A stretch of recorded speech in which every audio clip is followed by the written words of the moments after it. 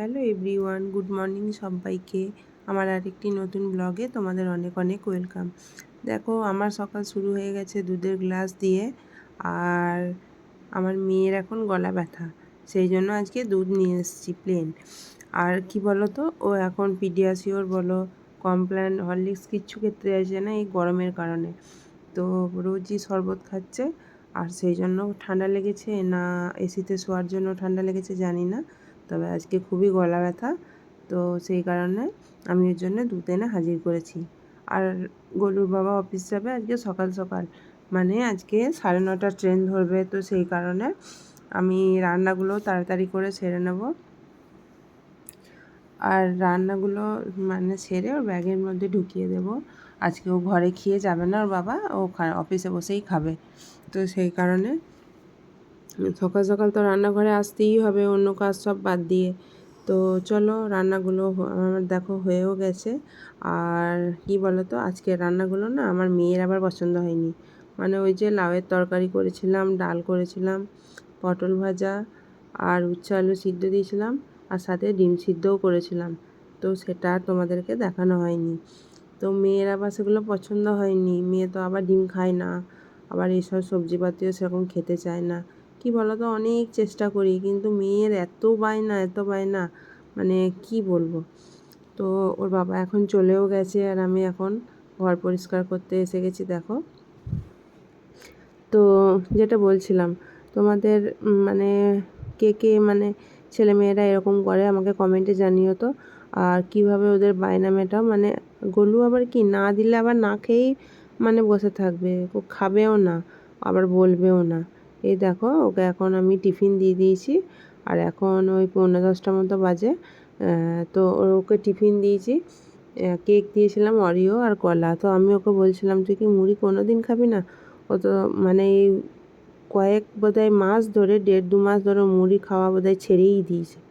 তো কী করবো বলো তো, আর রোজ দিন এগুলো আমি কোথায় পাবো, আমি এটাও বুঝে পাই না। তো এগুলো জানি এগুলো খাওয়ানোও ঠিক না।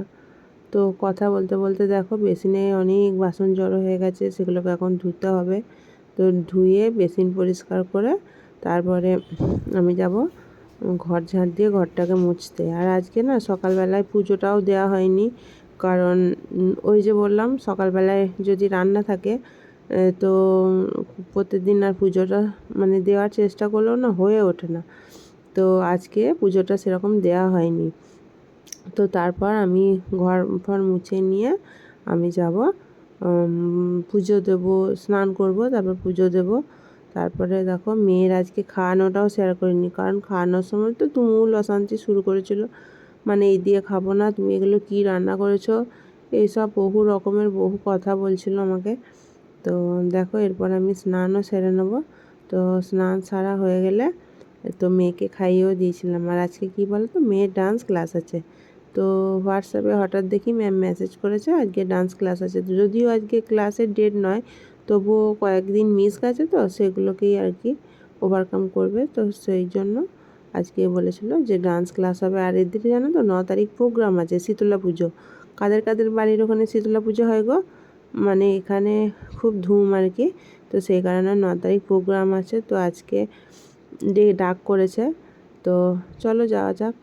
আর দেখো এখন আমি মানে ঘরেও এসে গেছিলাম। আর সবার বায়না ছিল কি যে আজকে একটু ওই মানে চাউমিন বানাতে হবে। তো চাউমিনও বানিয়ে ফেলেছিলাম গরমের মধ্যে।